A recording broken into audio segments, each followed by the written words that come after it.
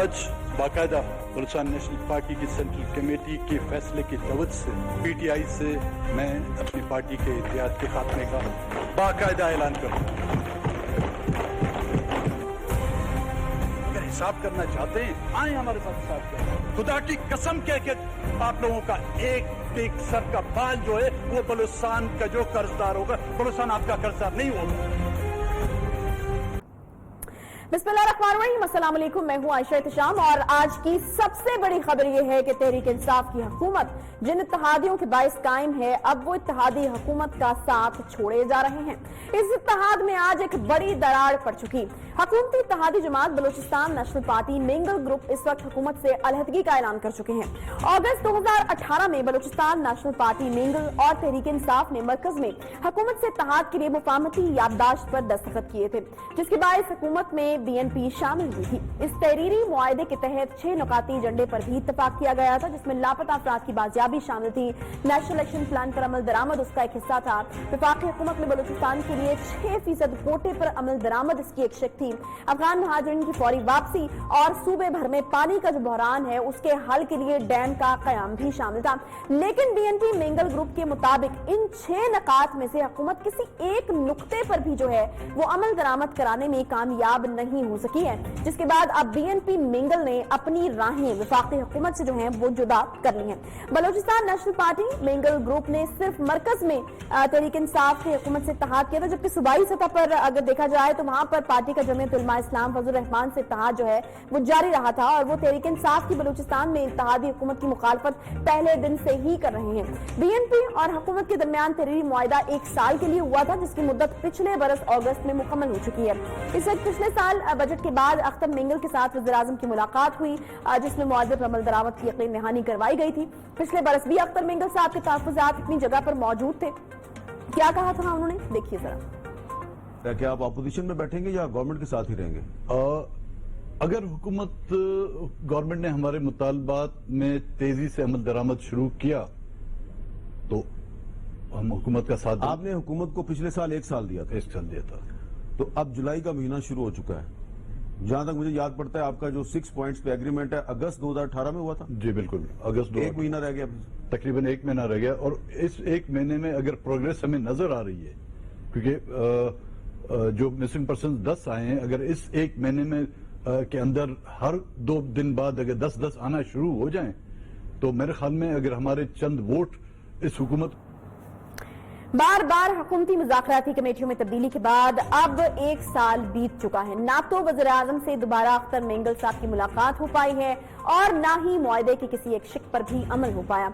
इसी वजह से अब अख्तर मेंगल साहब ने एक बड़ा सियासी फैसला लिया है और इस फैसले के बाद ऐवान में हुकूमती इत्तेहाद को एक बड़ा धचका लगा है, क्योंकि मेंगल ग्रुप के कौमी असम्बली में 4 अरकान हैं और अगर ये अरकान हुकूमती इत्तेहाद छोड़कर अपोजिशन बेंचेस पर जाकर बैठ गए तो नंबर गेम में हुकूमत को एक बड़ी मुश्किल जो है उसका सामना करना पड़ सकता है। बीएनपी अब आइंदा क्या अपोजिशन के साथ इत्तेहाद कायम करेगी या नहीं करेगी, क्योंकि हमें इल्म है कि 1 साल पहले जो है वो खुर्शीद शाह साहब जो है उन्होंने राब्ता किया था, लेकिन अख्तर मेंगल साहब ने उनके सामने भी जो है वो इसी तरह की कुछ जो है वो शराइत रखी थी, लेकिन उस वक्त भी बात जो है वो नहीं बन पाई थी। अभी क्या सूरत हाल है, क्या अपोजिशन की तरफ से राब्ता हुआ या फिर हुकूमत की तरफ से बनाने की कोशिश की गई, क्या चीजें हो रही हैं? मेंगल ग्रुप वापस हुकूमती इत्तेहाद का हिस्सा बन सकता है या वापसी के तमाम दरवाजे जो हैं वो बंद कर चुके हैं? इसी मुद्दे पर बात करने के लिए हमारे साथ सीनियर रहनुमा है सेनेटर जहांजेब जमालदीनी साहब, उनसे हम बात करते हैं बीएनपी मेंगल के। बहुत शुक्रिया जमालदीनी साहब प्रोग्राम में ज्वाइन करने के लिए। जमालदीनी साहब, मुझे ये बताइएगा कि अभी अगर मैं आपसे पूछूं कि स्टेटस है क्या, क्योंकि अख्तर मेंगल साहब ने तो ये भी कहा कि हमने 2 साल इंतजार किया और इंतजार करेंगे, बात कहीं से शुरू तो हो। ये इट साउंड्स के थोड़ी फ्लेक्सिबिलिटी है, लेकिन फिर इस तरह की जो चीजें हैं वो भी सामने आई कि नहीं अब हम बिल्कुल जो है वो ऐलान करता हूं और मैं छोड़ चुका हूं। तो स्टेटस अभी है क्या? आप लोग हुकूमत के इत्तेहादी हैं या नहीं है? देखें जी, आपको पता है कि हमने जो है ना जब से एमओयू पे साइन किया हुआ है उस दिन से आज तक हमने अपने इत्तेहादी पीटीआई वालों को भी ये कहा था कि हम आजाद बेंचों पे बैठेंगे, लेकिन आपके साथी बनेंगे, आपके दोस्त, आपके अलाई रहेंगे। और अब भी जो है ना हमारी कोशिश भी है और अपना फैसला भी है कि हम आजाद बेंचों में बैठ के ہمیں جو ہے نا جو چیز جو ہے نا صحیح لگے، اس ملک کے مفاد میں لگے، بلوچستان کے مفاد میں لگے، دیگر فیڈریٹنگ یونٹس کے مفاد میں لگے، ہم اس کی حمایت کریں گے، اور اس میں اپوزیشن کے ساتھ جاتی ہو اس کی مخالفت کریں گے، پی ٹی آئی کے ساتھ جاتی ہو اس کی مخالفت کریں گے، نہایتی احسن طریقے سے، نہایتی بہترین پارلیمانی روایات کو برقرار رکھتے ہوئے ہم اپنی جو ہے نا ورث اور اپنی خدمات ہیں وہ جو ہے نا پیش کرتے رہیں گے۔ جمہوریت کی مضبوطی، یہ جو ہے نا اینڈ پارلیمنٹ کی بالادستی، یہ اپنے سب سے بہترین جو ہے نا پروگرامز ہیں شروع سے آج تک، یہ ہمارے نقطے ہیں جس پہ ہم شروع سے آج تک عمل درآمد کرتے چلے آ رہے ہیں، اور اپوزیشن میں یہ اچھا جمال الدین صاحب مجھے یہ بتائے گا کہ بہت کلیئرلی اختر مینگل صاحب نے کہا ہے کہ 6 نکاتی آپ کے مطالبات تھے، اس میں سے ایک مطالبہ ایسا نہیں ہے جو حکومت نے پورا کرنے کی کوشش کی ہو یا پورا کیا ہو، تو بڑا آبویس لگ رہا ہے وہ عدم اعتماد۔ اگر اب بھی جو ہے وہ اس حوالے سے کچھ نہیں ہوتا تو پھر ایونچولی کیا فیصلہ لیا جائے گا آپ لوگوں کی طرف سے؟ دیکھیں جی، کام نہیں ہوتے تو میں اب زبردستی تو نہیں کر سکتے، حکومت کے ساتھ لڑنے والے تو بندے نہیں، ہم تو جمہوری طور پہ جو ہے نا اپنی جدوجہد جاری رکھیں گے، مختلف سیاسی جماعتوں کو اپنا امنوا بنائیں گے، جو ہمارے پی ٹی آئی کے دوستوں کو امنوا بنائیں گے، ان کے منسٹرز کے توسط پہ جو ہے نا ہم اپنی کیس ان کے سامنے پیش کریں گے، دونوں جو ہے نا ایوانوں میں پیش کر کے جو ہے نا ہم اپنا یہ کیس جیتنا چاہتے ہیں، بالواسطہ یا بلا واسطہ یہ 6 پوائنٹس جب بھی جو ہے نا ہمیں موقع ملے، چاہے پوزیشن حکمران ہو یا پی ٹی آئی جو ہے نا 20 سال تک حکمران ہو، ہم اپنی یہ جدوجہد جاری رکھیں گے کہ بھئی خدا را بلوچستان کے ان 6 پوائنٹس پہ عمل درآمد کروا دیں تاکہ ترقی میں ہمارا بھی حصہ ہو، اور خاص کر محرومیت جو بلوچستان میں ہے، قسم پرسی کی حالت ہے، ایک امیر بلوچستان کی حالت یہ ہے کہ وہاں پہ جو ہے نا لوگ پانی کو ترس رہے ہیں، میرے گیس کو پورے پاکستان میں اس کی ترسیل کی گئی، سونا وہیں سے اگلتا ہوا بلوچستان، ساحل سمندر میں دولت پھینکتا ہوا بلوچستان، اور اٹھ کے لوگ جو ہے نا ابھی تک عید کی جو ہے نا ایک قمیض شلوار اپنے بچوں کو نہیں دے پا رہے، تو اس سے علاوہ زیادتی اور کیا ہے؟ ہم تو رونا روتے ہیں اور کیا کریں، 70 سالوں سے یہ رو رہے ہیں، پھر فوری طور پہ اس کے جو ہے نا بدلے میں ہمیں کیا کہا جاتا ہے، وہ بعض اس طرح کے جو ہے نا ٹی وی ٹاک شو میں مخصوص لوگوں کو بلایا جاتا ہے، نہیں جی استحصال کی بنیادی وجہ سردار ہے، استحصال کی بنیادی وجہ نواب ہے، استحصال کی بنیادی وجہ یہ لوگ تعلیم کے مخالف ہیں، استحصال کی بنیادی وجہ یہ ترقی نہیں چاہتے، یہ تمام جھوٹے الزامات ہمارے سو کالڈ اینکرز کے جو ہے نا ساتھی یعنی پارٹیسپینٹ لگا لیتے ہیں، اور خاص کر پاکستان کے عوام جو نہایت ہی اس وقت جو ہے نا بعض علاقوں کے بارے میں کچھ زیادہ نہیں جانتے، انہیں گمراہ کرنے کی کوشش کرتے ہیں۔ ہم اپنا کیس آپ کے توسط سے پورے پاکستان کے دوستوں تک پہنچائیں گے کہ خدا را ہم 44% آف پاکستان ہے، ہم یہاں پہ محب الوطن ہے، آپ سے زیادہ کسی سے بھی ہم زیادہ محب الوطن ہے،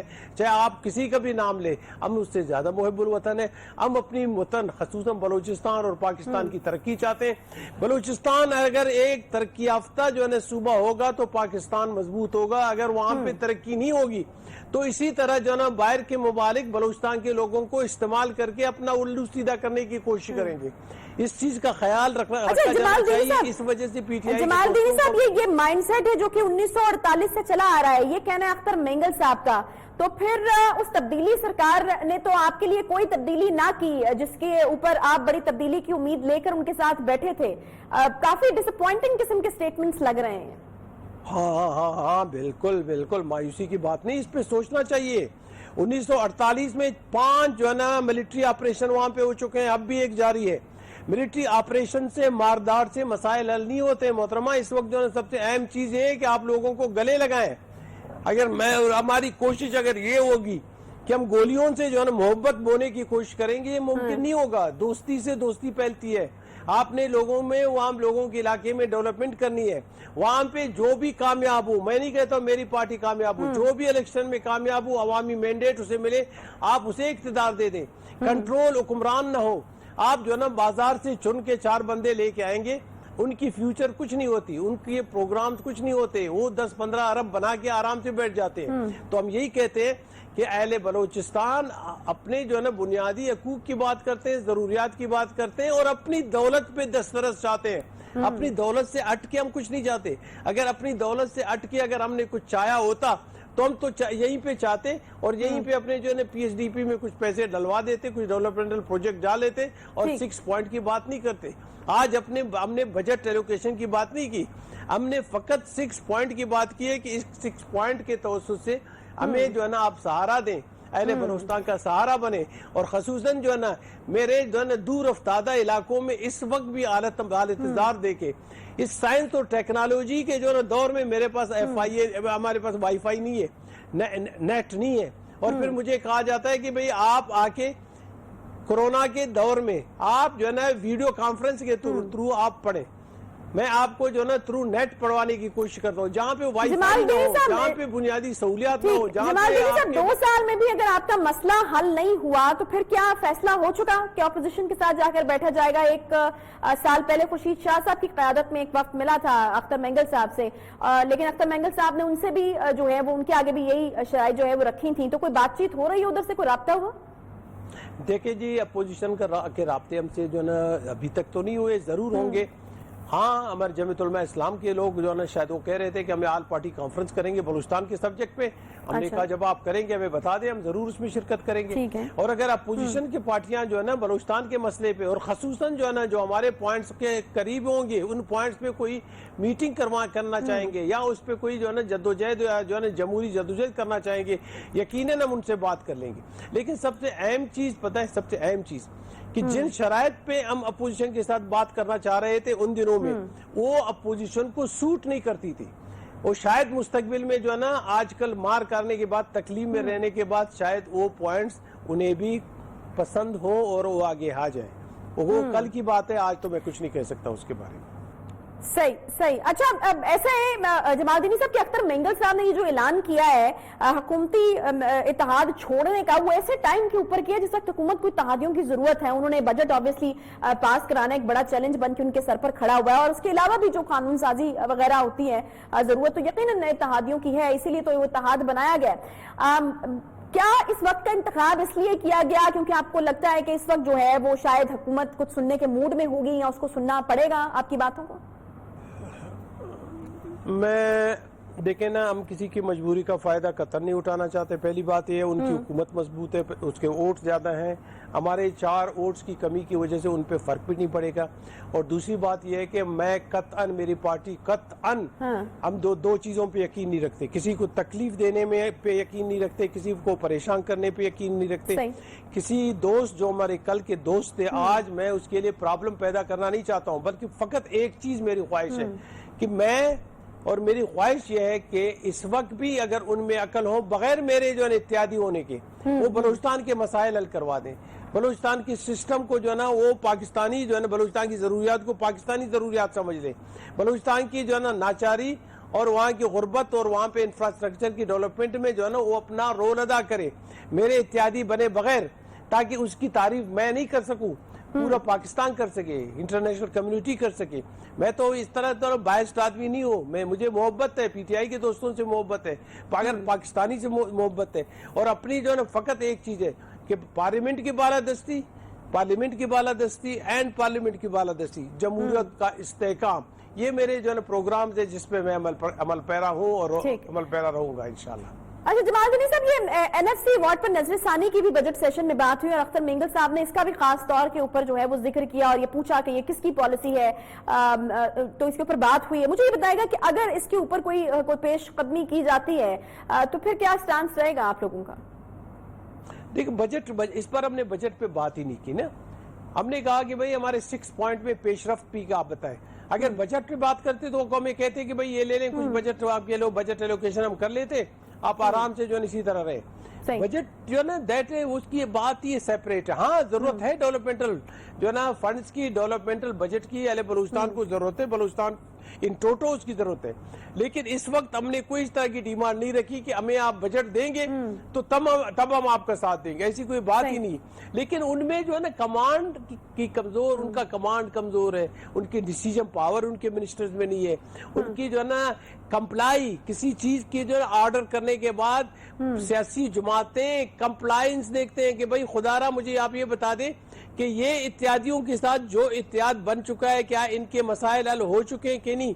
ये प्राइम मिनिस्टर की जिम्मेदारी थी, उसकी जो मजबूत टीम जो सेकंड इन कमांड थी उनकी जरूरत थी। जब से अपनी मुलाकात हुई है उस दिन से आज तक जो है शाह महमूद कुरैशी जो इस वक्त सिग्नेटरी है उसे तो हमने देखा ही नहीं, वो तो उसने पलट के देखा ही नहीं। इंटरनेशनल मसाइल मेरे ख्याल में उलझे हुए हैं, उन्हें कम से कम बलूचिस्तान को पहले बलूचिस्तान पे नजर रख लेनी चाहिए, बाद में जो ना आलमी हालात को जो अपने कंट्रोल में रखना चाहिए जो नाकाम रह चुके हैं। और हमने ये भी कहा था हमें ये बताए कि आप 6% कोटा जो फेडरल सब्जेक्ट में बलूचिस्तान की है उसे ऑनर क्यों नहीं किया। ये रिलेट क्या करता है शाह महमूद कुरैशी से। हमने कहा कि high commissioner and ambassadors Balochistan के कितने हैं, 0। आप कम से कम 4 रखवा दें ताकि मैं अहले बलूचिस्तान के सामने कुछ कहने के काबिल रहूं कि 4 एम्बेसडर और 1-2 हाई कमिश्नर बलूचिस्तान से भी हैं। अब ये जी आप नहीं दे रहे तो जाहिर मैं फकत सवाब की खातिर आपकी हिमायत करूं सुबह से शाम तक। सही। अच्छा, मुझे एक आखिरी सवाल जमालदीनी साहब, हुकूमत की तरफ से कोई राब्ता हुआ? आपने नाराजगी का इजहार किया तो यकीनन कोई राब्ता तो करने की कोशिश की गई होगी, कोई मनाने की कोशिश की गई हो, या फिर जिस तरह के एक फ्लेक्सिबल किस्म का सिग्नल जिसका मैंने पहले भी जिक्र किया कि कोई अख्तर मेंगल साहब ने कहा कि कोई काम शुरू तो होता हुआ नजर तो आए, तो क्या एक ऐसा काम हो सकता है जो जिसकी पहल अगर हुकूमत करे तो आपकी नाराजगी दूर हो सकती है? देखिए जी, फिलहाल तो ऐसी कोई बात नहीं। इस वक्त हम आज़ाद बेंचों पे बैठ के जो भी बेहतर काम हुकूमत किया करेगी हम उसकी हिमायत करेंगे, मुखालफत तो करेंगे हम उसकी मुखालफत करेंगे, अपोजिशन बेहतर तजावीज़ देगी हम उसकी हिमायत करेंगे। हुकूमत के हम वोटर बनने से कासिर हैं, हम उन्हें वोट नहीं करेंगे। उनके जो भी बजट्स होंगे, जो भी बिल्स होंगे, उसकी जो भी नई तब्दीलियाँ होंगी हम उसका साथ नहीं देंगे। अब रही बात जो है ना कि उनके कांटेक्ट करने का, उनके हमसे राब्ते का, फिलहाल आज पहला ही दिन है, राब्ते किसी से नहीं हुए और राब्ते हो अब जो है ना काफी देर हो चुकी है। अब जो है ना राब्तों से कोई फायदा भी नहीं होगा और राब्ते फकत जो है ना रस्मी होंगे इस वजह से। और आप अंदाजा करें कि प्राइम मिनिस्टर साहब काबिल कदर है हमारे लिए, पूरे पाकिस्तान का दौरा करते हैं। जब कोयटा आते हैं तो मैं इत्यादी की हैसियत में मुझे नहीं बुलाते, मेरे नुमाइंदों को नहीं बुलाते कि भाई आपसे भी कोई बात की जाए, आपसे सजेशन लिए जाए। अच्छा। प्रोविंशियल गवर्नमेंट अगर 22 से आप तो कम से कम जो है ना फ्रेंडली तो हो, फ्रेंडली होने की भी कोशिश उसने नहीं की, तो मैं क्या तवक्को रखूं। आप मुझे बताएं 2 साल तक जो है ना ऐसे सब्जेक्ट आप मुझे दे दें, ये पोस्ट मैं किसी का इत्यादि अपने को किसी के अपने इत्यादि बना दो, मैं 1 महीने में ये मसाइल हल करवा दूं, उसकी बोलती बंद करवा दूं, लेकिन इनमें जान नहीं है, इनमें कोई। बहुत शुक्रिया सेनेटर जमालदीनी साहब, बीएनपी मेंगल से हमारे साथ मौजूद थे। गिले शिकवे लगभग 1 साल बीत चुका है, खान साहब से मुलाकात नहीं हुई और इस चीज का शिकवा जो है वो इन इत्तेहादियों को जरूर है और आज इसी वजह से जो है वो हुकूमती इत्तेहाद से निकलने का एक बाकायदा जो ऐलान है वो किया गया। बहरहाल इत्तेहादियों के साथ ये हुकूमत जो है वो मौजूद है और चल रही है। इत्तेहादियों की अहमियत तब और बढ़ जाती है जब इस तरह का एक इत्तेहादी जो है वो ऊपर नीचे होता हुआ दिखाई देता है। तो एमक्यूएम से आज बड़ी अहम मुलाकात हुई है जी खान साहब की कराची में, उसके ऊपर हम बात करेंगे और इसके अलावा तमाम सूरत हाल क्या बनने जा रही है, क्या होने जा रहा है। बजट का एक बड़ा अहम मरहला इस वक्त बाकी है जिससे गुजरना है, हुकूमत को किस तरीके से गुजरना है और खासतौर पर इत्तेहादियों की अहमियत और कितनी बढ़ गई है। अब एमक्यूएम की जो चीजें हैं उनको किस तरीके से हुकूमत देखेगी, किस प्रायोरिटी के साथ देखेगी वफाकी हुकूमत, इस पर बात करेंगे। छोटे से ब्रेक के बाद स्टार्ट रही है।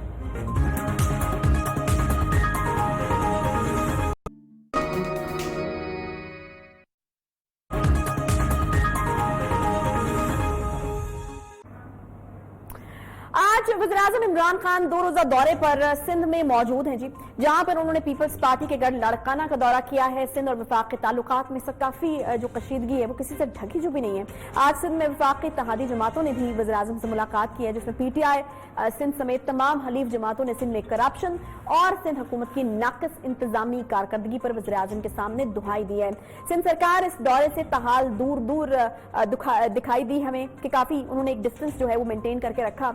सिंध की सूरत हाल एक तरफ और वफाक की इत्तेहादी जमातों के साथ इत्तेहाद को बड़ा धचका दूसरी तरफ, जहां आज बीएनपी मेंगल ग्रुप ने हुकूमत को खुदा हाफिज कहा है, वहीं एमक्यूएम और जीडीए भी वफाक से कुछ ज्यादा खुश नहीं है।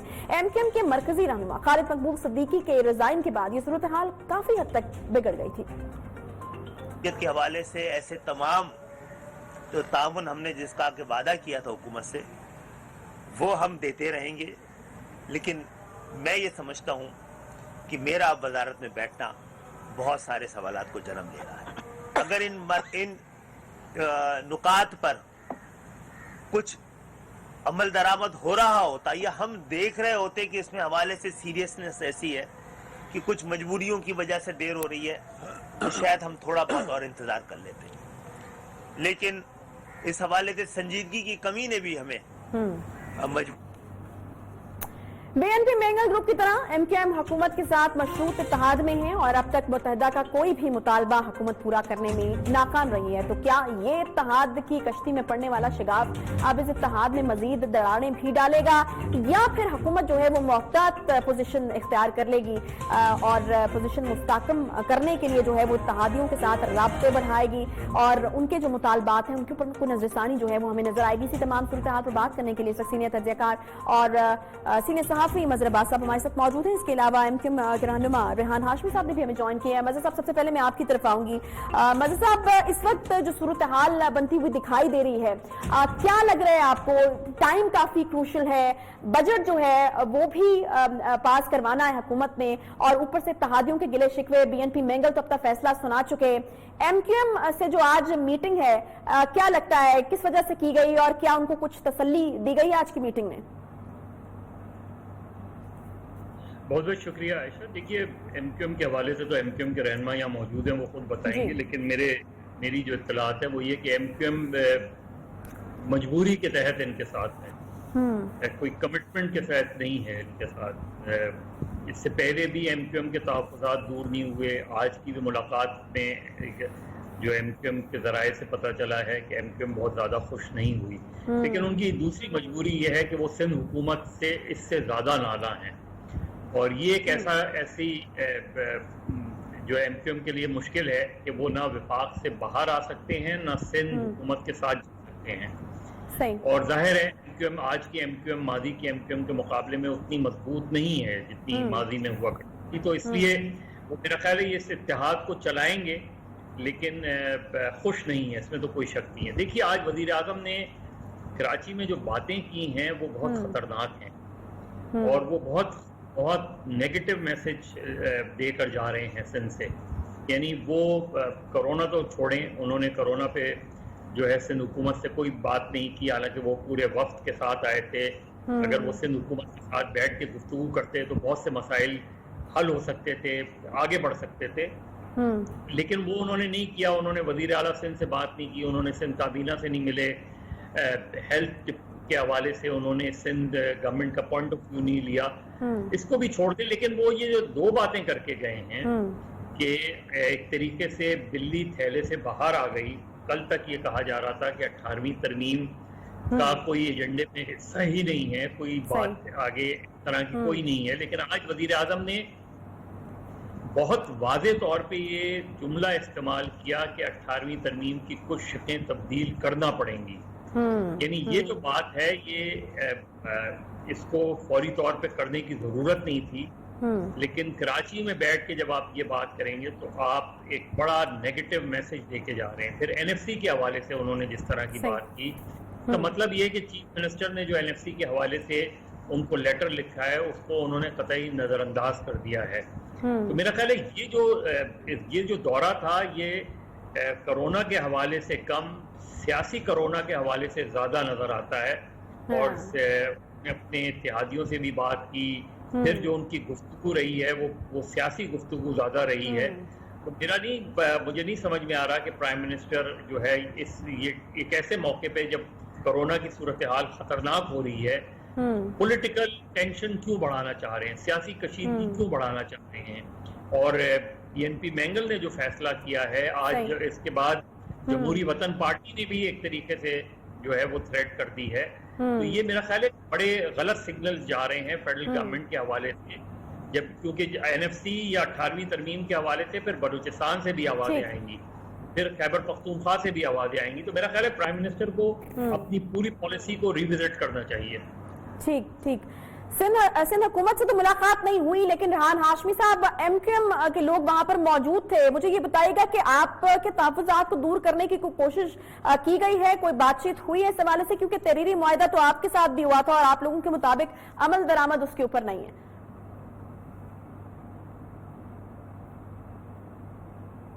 रेहान हाशमी साहब, आवाज आ रही है आपको?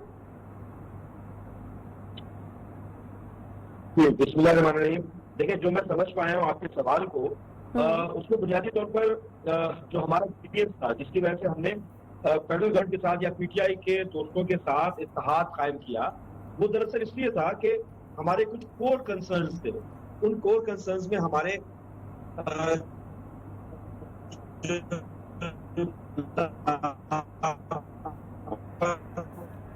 सही।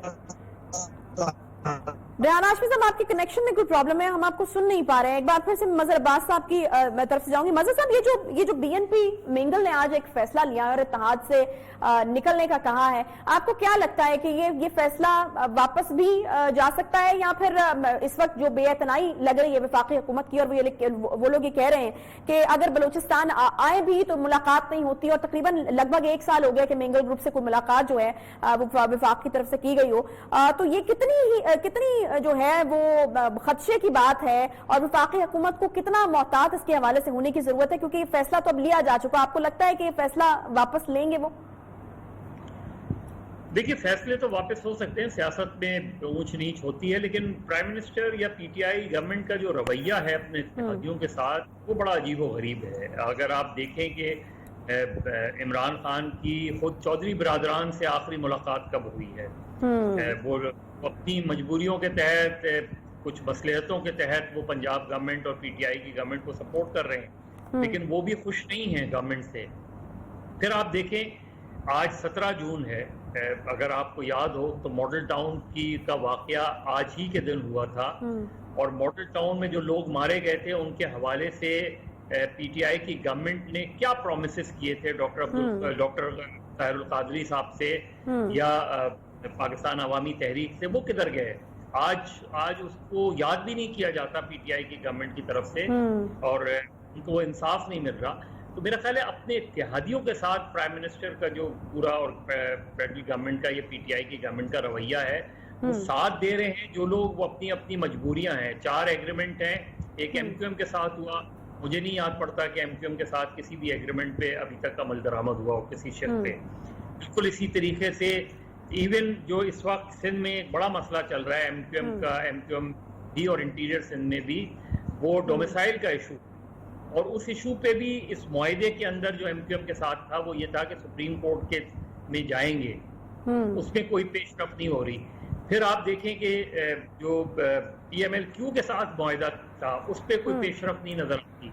इसी तरीके बीएनपी मैंगल के साथ तो फेडरल गवर्नमेंट का रवैया ऐसा लग रहा है कि उनको कहीं से एक ऐसी हिमायत हासिल है कि उनको ये फिक्र नहीं है कि उनके इत्तेहादी क्या सोच रहे हैं और क्या नहीं सोच रहे। सही, यही पॉइंट है ना, यही पॉइंट है मजहर साहब। मैं बिल्कुल इसी पॉइंट के साथ वापस आपके साथ आऊंगी कि पहले तो ऑपोजिशन रवैये के हवाले से जो है अब बहुत ज्यादा गिला करती हुई दिखाई देती थी, लेकिन अब आप ये कह रहे हैं और हमें नजर भी आ रहा है कि इत्तेहादियों के साथ भी जो रवैया है वो दुरुस्त नहीं है। तो फिर आखिर किस तरीके से हुकूमत चलेगी? रेहान हाशमी साहब ने हमें एक बार फिर से ज्वाइन कर लिया। रेहान हाशमी साहब, मैं आपसे ये जानना चाह रही हूँ कि एमक्यूएम इस वक्त क्या सोच रही है? मुतालबात तो आप लोगों के पूरे नहीं हुए आप लोगों के मुताबिक, तो कोई एग्रेसिव किस्म का डिसीजन हम देख सकते हैं कि एमक्यूएम की तरफ से भी सामने आने वाला है अगले कुछ दिनों में?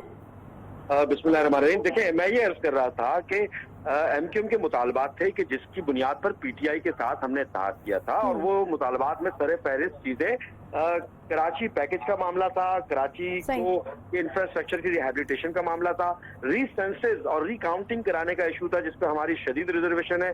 फिर हमारे जो लीगल ऑफिसेज हैं, जो कि हमारा हक बनता है, हमारे तंजीमी दफातर, उनको खोलने का मामला था।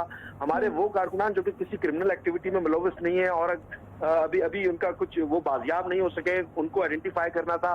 तो वो किसी हद तक तो हुई है कुछ चीजें, लेकिन जो कराची पैकेज का इशू था और इसी तरह जो रिकाउंटिंग का मामला था, और फिर गवर्नमेंट जॉब्स के हवाले से था, कराची के जो इंफ्रास्ट्रक्चर रिहेबिलिटेशन का इशू था, अनफॉर्चुनेटली वो नहीं हुआ। लेकिन हम अंडरस्टैंड करते हैं इस बात को कि मौजूदा क्राइसिस, खास तौर पे और कोविड के बाद इमर्ज होने वाला जो क्राइसिस है, इकोनॉमिक क्राइसिस, उसमें वजीर आजम साहब खास तौर पे जब आए हैं और एमक्यूएम का जो कंसर्न था वो उन्होंने सुना, हम उनको अप्रिशिएट भी करेंगे। और इस उम्मीद पे कि देखिए, दीगर हुकूमतों को, दीगर पॉलिटिकल पार्टीज को तो हम पै दर पै चांसेस देते रहे, उनके वादे वईद पे उनकी गवर्नमेंट्स को हम सस्टेन करने में एक किरदार अदा करते रहे, और इसमें कोई शक नहीं, मजहर भाई ने बिल्कुल दुरुस्त कहा, हम यकीनन बहुत सारी वजूहात की वजह से वो पहले जैसी पोजीशन स्टैंडिंग अभी नहीं है, उसके वो डिबेटेबल चीज है, क्यों, क्या रीजन है, क्यों किया गया, लेकिन उसके बावजूद भी हम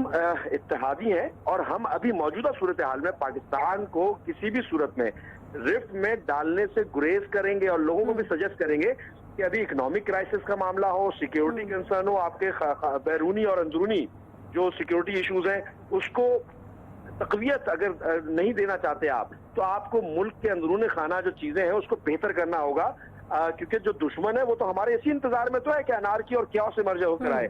देखिए एमक्यूएम का बिल्कुल वाज़ेह तौर पे कंसर्न रहा है जो हमारे इश्यूज कोर इश्यूज है, जिस तरह से हमने फेडरल गवर्नमेंट से अलहदगी भी इख्तियार की थी, और लेकिन उसमें हमने गैर मशरूत तौर पे ये कहा था कि हम किसी भी सूरत में चलें, जो ठीक है, पायदारी होगी हुकूमत के लिए उसको बरकरार रखने की कोशिश ठीक है रेहान साहब, ठीक है रेहान साहब, आपका पॉइंट आ गया। मजहर साहब, मैं इसी पॉइंट को लेकर आना चाहूंगी। एमक्यूएम तो फिलहाल अपने पैरों पर खड़ी मजबूत नजर आती है, और वो मेरा ख्याल है कि अभी शायद कुछ इंतजार कर लेंगे। मुझे बताएगा कि अभी जिस रवैये का आपने जिक्र किया, और मैंने कहा कि ऑपोजिशन पहले इसका गिला करती थी, अब जो है वो हम देख रहे हैं कि इत्तेहादी भी इसका गिला कर रहे हैं, तो आपको क्या लगता है मुस्तकबिल में फिर इसका क्या नतीजा निकलेगा? अगर मुस्तकबिल करीब की हम बात कर लें तो बजट जो है वो प्रूफ करा पाएगी हुकूमत? देखिए बजट तो हो ही जाता है, बजट तो अप्रूव हो जाता है, इसमें तो मुझे कोई वो मुश्किल नहीं नजर आती। सूरत हाल इतनी नहीं खराब हुई है, हो सकता है कि आज या कल में प्राइम मिनिस्टर और अख्तर मेंगल साहब की गुफ्तगू भी हो जाए, बातचीत भी हो जाए। देखिए आज की मुलाकात में एमक्यूएम का जो वक्त गया था उसमें मुझे नहीं पता कि क्या वजह थी, लेकिन उसमें मुझे खालिद मकबूल सिद्दीकी की कमी महसूस हुई, क्योंकि वो न सिर्फ ये कि एमक्यूएम के कन्वीनर भी हैं बल्कि वो मरकजी रहनुमा हैं पार्टी के, तो वो क्यों नहीं थे, उसकी क्या वजह थी? फिर पार्टी के सेक्रेटरी जनरल आमिर खान भी मौजूद नहीं थे, तो उसकी वो एमक्यूएम वाले बेहतर बता सकते हैं। देखिए एमक्यूएम, मैंने जिस तरह कहा कि एमक्यूएम की सिंध गवर्नमेंट से ज्यादा प्रॉब्लम्स हैं, फेडरल गवर्नमेंट से इतनी प्रॉब्लम्स नहीं है। उनको प्रॉब्लम सिर्फ ये है कि एमक्यूएम के लिए, जिस तरह भी रेहान भी कह रहे थे कि जैसे रिकाउंटिंग का मसला है, कुछ ऐसे मामलात हैं जो शायद जिसमें फेडरल गवर्नमेंट इनकी मदद ही नहीं कर पाए, क्योंकि वो मामलात गवर्नमेंट और सिविलियन से वालातर हैं। जिस तरह वो दफातर की बात कह रहे थे, उनके दफातर या उनके बहुत से लोग जो गिरफ्तार हैं उनके हवाले से जिनके ऊपर केसेस नहीं हैं, लेकिन उसमें कोई हमें चीजें आगे नहीं बढ़ती। तो एक तरीके से एमक्यूएम एक मजबूरी के तहत जो है वो फेडरल गवर्नमेंट की मदद कर रही है। मुझे फेडरल गवर्नमेंट, आज प्राइम मिनिस्टर जब कल यहाँ आए थे तो उनको सीधा सिंध गवर्नमेंट से बात करनी चाहिए थी, सिंध की काबीना में बैठना चाहिए, काबीना के साथ मुज़ाकरात करने चाहिए थे, मुलाकात करनी चाहिए थी, क्योंकि आप पूरे पाकिस्तान के प्राइम मिनिस्टर हैं। सही, ठीक है। आप सिर्फ जो है वो एक खास पार्टी के नहीं है। जब आप प्राइम मिनिस्टर बन गए तो आप पूरे पाकिस्तान के प्राइम मिनिस्टर हैं। तो मेरा ख्याल है ठीक, सिंध आकर उन्होंने चीफ मिनिस्टर या सिंध काबीना से ना मिलके, सिंध गवर्नमेंट से ना मिलके कोई बहुत अच्छा मैसेज नहीं दिया। ठीक है, बहुत शुक्रिया। ठीक है जी, बहुत शुक्रिया। वक्त खत्म हो गया। मजहर अब्बास साहब हमारे साथ मौजूद थे, रेहान हाशमी साहब। ऑब्वियसली जब आप किसी जगह का दौरा करते हैं तो उसमें से ज्यादा बेहतरी की जो चीजें हैं वो निकालने की कोशिश करते हैं, आप वहां पर लोगों को एतमाद में लेते हैं और ये सारी चीजें करते हैं। मजहर अब्बास साहब ने जो पॉइंट उठाया वो यही था कि इस वक्त उनको ये नजर आ रहा है कि जो इस कराची के दौरे से निकलना चाहिए था और बेहतर निकलना चाहिए तो उसकी बजाय एक बहुत नेगेटिव किस्म का मैसेज गया, क्योंकि सिंध हुकूमत के साथ कोई मुलाकात नहीं हुई, उनको एतमाद में नहीं लिया गया, इत्तेहादियों के गिले शिकवे जो हैं वो आपके सामने चल रहे हैं। बहरहाल एमक्यूएम जो है उनको ये लगता है कि किसी मजबूरी में जो है वो इस वक्त साथ दे रही है, और वो मजबूरी यही है कि उनकी सिंध में जो है वो पीपल्स पार्टी के साथ भी उस तरीके से नहीं बनती, और सिंध हुकूमत से उनको ज्यादा जो है वो गिले शिकवे। एक छोटा सा ब्रेक लेंगे, ब्रेक के बाद वापस आते हैं, साथ रहिए।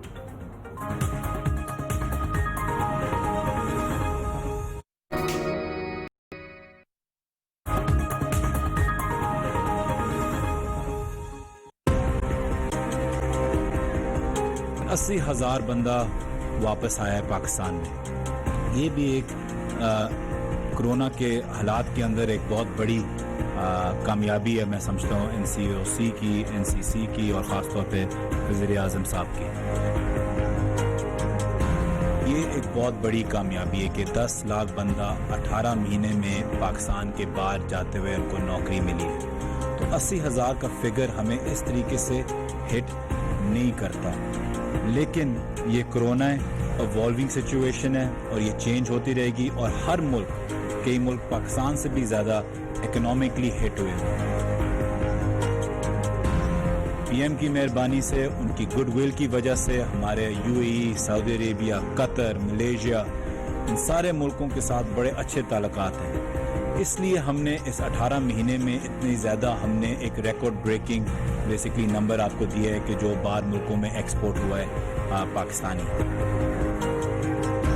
इसके साथ साथ हम 600 डेड बॉडीज भी वापस रिपैट्रिएट पाकिस्तान में हमने की है। कोरोना के मुल्क भर में ताबड़तोड़ हमले जारी हैं और रोज बरोज कोरोना की हलाकत खेजी में इजाफा भी हुआ है। अब तक पिछले 4 महीने में हुकूमत की बदलती पॉलिसीज पर अपोजिशन ही नहीं, अवाम और डॉक्टर्स और दीगर इदारों ने भी एतमाद का इजहार नहीं किया, बल्कि तहफ़्फ़ुज़ात और एतराज़ात में इजाफा ही होता गया है। शुरुआत में बैरून मुल्क से आने वाले जो लोग थे, कोरोना फैलाने की वजह उनको करार दिया गया। इसीलिए एक पॉलिसी बनाई गई जिसमें हर मुसाफिर को करंटीना किया जाता था, जिसके बाद इन्हें कोरोना की क्लियर चिट दी जाती थी कि वो कोरोना से पाक है। लेकिन आज इस पॉलिसी में एक बड़ी तब्दीली का ऐलान हुआ है, जिसके बायस हुकूमत को बड़े सवालात का सामना करना पड़ा है। ऑपोजिशन की तरफ से बैरून मुल्क से आने वालों की ट्रैकिंग और ट्रेसिंग के सिस्टम पर पहले ही काफी तनकीद की जा रही थी, लेकिन अब तो करंटीना को ही बिल्कुल खत्म करने के बाद हुकूमत ने सिर्फ ट्रैकिंग और ट्रेसिंग सिस्टम पर ही फोकस करने का फैसला किया। आपको यकीनन याद होगा, क्योंकि हर एक के पास आजकल स्मार्टफोन है, उसके ऊपर ये वीडियो जो हैं और इस तरह की ऑडियोज बहुत ज्यादा वायरल हो रही थी कि हुकूमत जो है, जो उन्होंने करंटीना सेंटर्स बनाए थे इतनी लागत लगाकर, उनको जो है वो उन्होंने बंद कर दिया है। आखिर इसकी क्या वजह है? तो उसकी वजह यही थी कि अब जो करंटीना है उसको साइड पे करके ट्रैकिंग वाला जो सिस्टम है इसको शुरू किया जाएगा। हमारी सोसाइटी में जहां लोग पहले ही कोरोना की एहतियाती तदाबीर पर सख्ती से अमल करने में सुस्त हैं, अब क्या इस नई पॉलिसी से कोरोना के फैलाव में मजीद तेजी आने का इम्कान तो नहीं है? हुकूमत इन खदशात और एतराजात पर मौकिफ क्या रखती है? इसी हवाले से वज़ीर आज़म के मुआविन ख़ुसूसी मोईद यूसुफ साहब हमारे साथ मौजूद हैं। बहुत शुक्रिया मोईद यूसुफ साहब। जहां एक तरफ इस फैसले को सराहा गया बहुत सारे लोगों की तरफ से, और तो दूसरी तरफ बहुत ज्यादा तनकीद भी हो रही है इसके ऊपर कि इस टाइम के ऊपर आप लोगों ने एयर स्पेस खोली है, और जबकि पाकिस्तान में हदों को छू रहा है कोरोना, और इस टाइम पर खोलने की क्या वजह है? क्योंकि हमने पहले ही देखा कि बाहर से आने वाले जो लोग थे उनके ऊपर इल्जाम लगा था कि कोरोना पाकिस्तान में फैला ही उनकी वजह से। देखिए आयशा, आज दोपहर में जब ये अनाउंसमेंट की है हमने, तो पूरी डिटेल से मैंने एक्सप्लेन किया है कि हमारा लॉजिक क्या है, मंतक क्या है, क्यों हम इस नतीजे पे पहुंचे। तो उसमें मैं आपको मुख्तसरन ये बता दूं कि बुनियादी बात ये है कि जब हमने अपनी फ़िज़ाई हदूद बंद की थी 21 मार्च को, तो तमाम वबा जो है वो पाकिस्तान के बाहर से आ रही थी शुरू में। वो तो हमें मालूम है कि फरवरी में जनवरी में जब मामला शुरू हुआ तब तो हमें मालूम भी नहीं था। तो ये जहाज़ों के ज़रिए कुछ, लेकिन फिर जो ज़ायरीन ताफ्तान के ज़रिए वो मामला हुआ। आज हकीकत ये है कि 96% ट्रांसमिशन लोकल है, यानी एक पाकिस्तानी मुकीम जो है उसको दूसरे से लग रही है। बाहर से जो जहाज पे आने वाले हैं सिर्फ 3% शरह उनकी बनती है। 3% शरह के लिए हमने वो पूरी उसको रोका हुआ था, ट्रैफिक को। अच्छा, दूसरी बात ये हो गई कि अभी तक तो जितने ट्रैवलर्स आए हैं उनको हर एक को टेस्ट किया गया है, तो वो तो वबा का फैलाव का जरिया बने ही नहीं। उसके बाद अब सवाल ये उठता है कि अब हम टेस्टिंग नहीं करेंगे, सिर्फ स्क्रीनिंग करेंगे। उसके साथ ये जहन में रखिए कि हमने अभी भी जो हमारी रिजीम है वो तमाम जो मुकीम पाकिस्तानी उनसे ज्यादा सख्त है। क्यों? क्योंकि जो पैसेंजर भी आ रहा है वो 14 दिन अपने आप को घर में आइसोलेट करेगा, वो साइन करके जाएगा कंपलसरीली कि मैं घर में साइन करके जाएगा। और मोहित साहब भी कह रहे हैं कि वो साइन करके जाएगा, इसीलिए वो उसके ऊपर अमल करेगा। पॉलिसी आप लोग चेंज कर चुके हैं। पंजाब की मिनिस्टर आप की कहती हैं कि अवाम जाहिल है, तो आप इतनी जाहिल अवाम के ऊपर किस तरह से रिलाई कर सकते हैं कि वो खुद से करंटीना कर लेंगे? आपको पता है हमारे यहाँ ज्वाइंट फैमिली सिस्टम है, किस तरीके से लोग रह रहे होते हैं, कि कमरे में कितने लोग रहते हैं, इसका तो वज़ीर आज़म साहब खुद ही बहुत अच्छी तरीके से खुलासा कर चुके हैं। तो किस तरीके से पॉसिबल होगा? आपको नहीं लगता कि इससे मजीद ये खतरा या वबा बढ़ने का अंदेशा होगा? ठीक, तो अब मैं आपको उसका जवाब ये दे देता हूं कि फर्ज करें आप या मैं अपने घर पे और हमारी तबीयत बिल्कुल ठीक है, तो आप घर पे रह रहे हैं। अगर आपको खुदा न खास्ता मुझे को खांसी जुकाम बुखार होता है तो मैं क्या करता हूं? मैं रुजू करता हूं लैब से, अस्पताल से, टेस्ट कराता हूं और अपने आप को अलहदा कर लेता हूं। बिल्कुल वही चीज अब एक बाहर से आने वाला पैसेंजर करेगा। लेकिन باہر سے آنے والا پیسنجر جو نیگیٹو ہے ٹھیک ہے وہ بھی 14 دن اپنے آپ کو گھر میں رکھ رہا ہے. میں اور آپ تو نہیں رکھ رہے, میں دفتر بیٹھا ہوں, آپ میرے سے انٹرویو کر رہی ہیں. تو ابھی بھی جو ہم نے سٹینڈرڈ مقیم پاکستانیوں کے لیے رکھا ہے جہاں 96% ٹرانسمیشن ہو رہی ہے, جہاں سے اس سے سخت ہم نے ان کے لیے رکھا ہوا ہے جہاں سے 3% ٹرانسمیشن ہو رہی ہے. سو ابھی بھی یہ اس سے سخت ہے. ہاں اب آپ یہ بات کیجئے کہ جی ٹیسٹ تو نہیں ہو رہے, لیکن ہم نے سارا ڈیٹا دیکھا ہے. بات ہوتی تھی وہاں سے آ رہے ہیں ایسے جیسے خدا نہ خواستہ وبا ہی آ رہی ہے, انسان نہیں آ رہے. تو جو شرح پازیٹیوٹی کی آئی ہے پہلے دن سے جب سے ہم نے فضائی حدود کھولی آج تک, وہ ہماری لوکل شرح سے آدھی ہے. یعنی ابھی ہم ٹیسٹ کرتے ہیں جا کے 20, 25, 22, 17, 18, 20% پازیٹیو آ رہے ہیں. جو جہازوں سے آئے ہیں وہ سنگل ڈیجٹس میں ہیں جب آپ مجموعی طور پہ دیکھتے ہیں. تو کوئی منطق اس وقت نہیں بنتا. اور ایک اور بات میں آپ کو یہ کر دوں, جو لوگ یہ بار بار کہہ رہے ہیں 97,000 پاکستانی رجسٹرڈ ایمبیسی کے ساتھ پھنسا ہوا ہے, مزدور پھنسے ہوئے ہیں, میکسیمم 1 لاکھ کے قریب سٹوڈنٹ ہے جس کو ابھی تک ہم نے لانا ہی نہیں شروع کیا. جو طالب علم ہے, یونیورسٹیاں بند ہیں, وہاں پڑے ہوئے ہیں, ماں باپ اخراجات اٹھا رہے ہیں, پریشان ہو رہے ہیں. تو وہ 2 لاکھ کا کانسٹیٹیوشنل حق ہے. انہوں نے ہم ان پہ کوئی فیور نہیں کر رہے, وہ ہم پہ فیور کرتے رہے اتنی دیر باہر رہتے ہوئے.